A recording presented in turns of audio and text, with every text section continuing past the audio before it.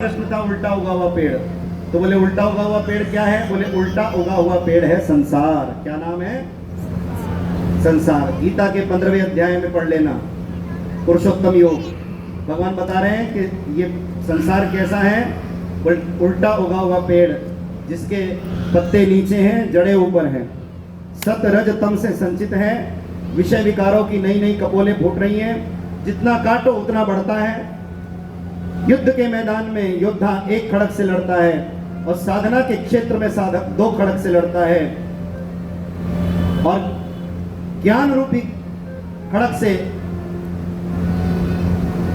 और वैराग्य रूपी खड़क से और ज्ञान रूपी खड़क से वो बाहर के संसार पर विजय प्राप्त करता है, और वैराग्य रूपी खड़क से वो भीतर के संसार पर विजय प्राप्त करता है। और ऐसा मेरे स्वरूप को जानने वाला अंत में मुझको ही प्राप्त करता है।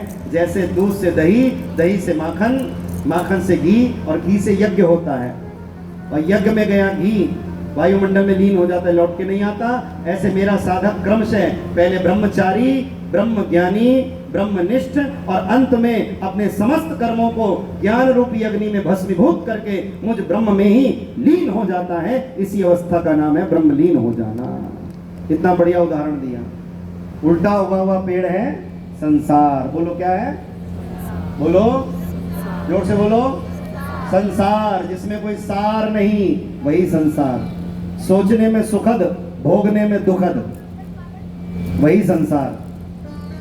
ये उल्टा उगा हुआ पेड़ है। और दूसरा क्या था? दोनों दिशा में बहने वाली नदी, इसका नाम है माया। एक आ रहा है, एक जा रहा है, आना जाना, जन्म मरण लगा हुआ है। आप पलक झपकते हैं ना, इतनी देर में अनंत अनंत जीव पैदा हो गए, अनंत अनंत जीव संसार से चले गए। ये माया, आना जाना, ये दोनों दिशा में बह रही है। सब रुक जाता है, चिता की आग नहीं रुकती और प्रजनन की क्रिया नहीं रुकती, ये चल रहा है। ये माया रूपी नदी दोनों दिशा में है। तीसरा प्रश्न, जल्दी करो, समय हो रहा है, आज समय से करेंगे सब, जल्दी बोलो।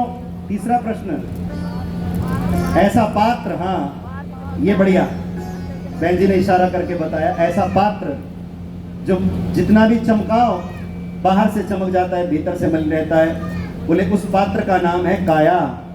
उस पात्र का नाम है ये काया। काया रूपी पात्र। ऊपर से तो हम कितना सुंदर बन जाते हैं, क्रीम पाउडर लगाकर, बढ़िया बढ़िया कपड़े पहनकर ऊपर से हम कितने सुंदर बन जाते हैं, लेकिन भीतर से तो मलिन ही है, भीतर तो गंदगी ही भरी हुई है।